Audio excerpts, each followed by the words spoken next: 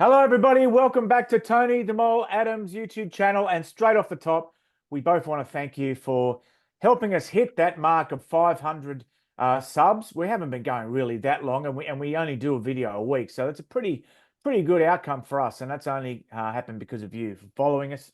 So thank you very much. Our next target is not something we'll bore you with. It's watch hours. But we'll take care of that ourselves. There's one way to fix that, Tony. That's to do more content. How are you? Yeah, doing well, Steve. And here in Sydney time, we just got told within the last few minutes that Ron Coote, a boyhood hero of mine who became something of a mate, has become an immortal. So I'm very chuffed. I believe they made the right decision. He was a great player on the field, and of course was great off the field, playing a major role in the foundation of Men of League, now Family of League. So I think the judges got it right. It was a hot field, but he deserves induction. He's 80 years old, so this was probably his last shot at it. And good luck to him. A wonderful man. Yeah, I echo that completely. Sometimes these things they get turned into popularity contests, particularly these days of we were just talking about engagement and subscriptions and stuff like that. But in this era where people, it's about how many people comment below a story or whatever. You get a lot of recency bias, and this is a mature decision and the right decision by the judges. So they should be congratulated. And Ron's a fantastic fellow. I don't know him anywhere near as much as you do, but I do know him to say hello to, and he's always been an absolute gentleman. So congratulations, Ron. Oh, by the way, everyone, don't forget to like and subscribe. It's worked last week, right? So I better say it again. Your column, Tony, is about the secret weapon the Bulldogs have enlisted this season, and they're certainly having a good year.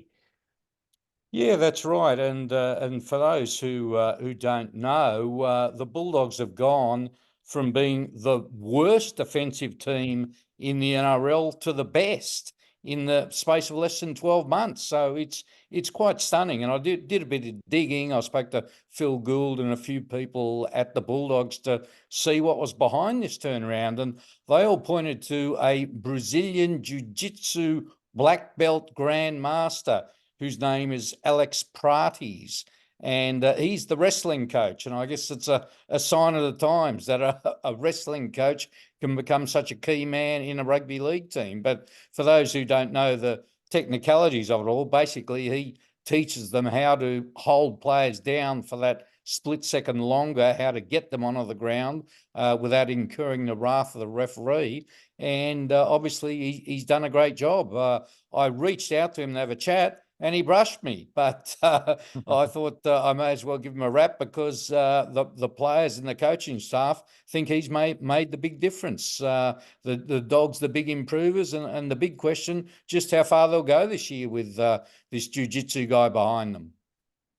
Excellent, Tony. And a lot of people, like everyone, seems to have organised internationals for the next couple of months. Malta, Jamaica, Wales. I think Lebanon are close to announcing something. But one country you just can't find out what their plans are: Australia. It's the biggest kept secret this side of the 14th Immortal. But the venues of the matches are obviously, because we don't know when they're being played or anything, but it's the Pacific Championships, everybody. We can tell you that. We can tell you Samoa aren't involved because they're coming up to the UK. But aside from that, we don't know much. But you've managed to find out one venue, and it's a city that hasn't had much international rugby league in the last few years. Yeah, well, I wrote this part for you, Steve, with your passion for international footy, but I can reveal it's 3 teams are going to be involved, the Kangaroos, the Kiwis, and Tonga. And the preliminary rounds will be in Brisbane, Christchurch, and Auckland, but the final will actually be in Sydney, now at CommBank Stadium at Parramatta. Now, Sydney hasn't hosted a rugby league test match, as far as I can tell, since about 2017. So it'll break a very long drought, and long overdue when you consider Sydney. A lot of people still consider it the home of rugby league in this hemisphere. It's time we saw our Kangaroos in action. Let's hope the fans get out and support them, eh? That's very important. Mundine, Anthony the Man Mundine. He's back on the scene. That rhymes. What's the story? Yeah, look, he's someone who always polarises the fans, isn't he? But he's mellowed, and I think he's become a fine role model, particularly for young Indigenous players. And he's put together a team. He's got a journo in there. He's got former Dragons chief executive and player Brian Johnson, and a player manager Cameron Phelps, who used to play over in England, who your English viewers will know well. And they've formed a sort of conglomerate, and what they're going to do is give these players, young players, life skills. He points out that a lot of these young guys don't know simple things like how to open a bank account, how to turn on a computer, and he's probably right. So they're going to set up their own little shop, for the want of a better word, and teach these guys skills apart from how to play football and what to do after football. So well done, Anthony the Man. Now, our next item is about trolls, and so a lot of you who follow us, you've joined us recently, and we're grateful. If you go back through our videos, you'll see we once did an episode where we just posted the Zoom link online. People joined us, and it was disastrous. Got some very interesting noises being made, but you can find that by just scrolling down. But these are more conventional trolls. By the lesson being, don't post a Zoom link online. But Tony, what trolls are we talking about in this item from your column? Which, by the way, it's on 9.com.au. That's what we're here to do. We're here to promote Tony's column. Yeah, well, there's very few players left on social media, particularly Twitter and Facebook. For some reason, they still like Instagram, but the trolls have woken up to that and they're attacking him on Instagram. And one fan posted in relation to Clinton Gutherson, Gutho does nothing but whinge. Geez, princess. And Joe Ofahengaue, his teammate at Parramatta, apparently knew who wrote this and fired straight back and said, "Don't ever come up to us again for signatures at the airport like you always do, mate. You think you can do a better job than us, then chuck a jersey on, champ. If not, zip it. I used to like you as a rugby league fan, but now I see you as a couch potato." So a bit of a lesson there for the trolls. Be very careful if the players know who you are, or even if the players don't know who you are.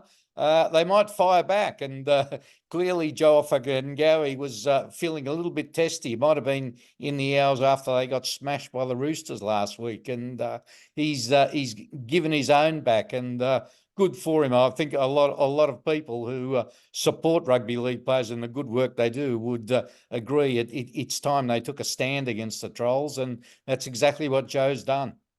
I think people forget that they're people, don't they? They just think it's like well, you shouldn't be poking animals in the zoo either, but people do treat them like animals in a zoo, where they just poke a stick through the bars and think that they just wanted to get a reaction. That's all they're after. So I don't think many people would condemn Joe for that. It's been a pleasure, Tony, and thanks again, everybody, for allowing us to hit 500 subs. And we will be doing more videos in the weeks ahead, because we promised if we hit 500 subs, we would. So we'll be doing that in the years ahead. And I'm on my way out to Oz. So there'll be a different backdrop. I can't take this very expensive TV studio with me that's in the background. So anyway, Tony, I hope you have a good weekend. I heard you got a bit of a sore back, so I hope you feel a bit better next time we speak. Yes, the perils of playing touch football at 65, Steve. I think there's a lesson there. Yeah. The lesson is, don't let Tony run. Let him score a try. Don't touch him. Okay. See you, everybody. Bye-bye. See ya.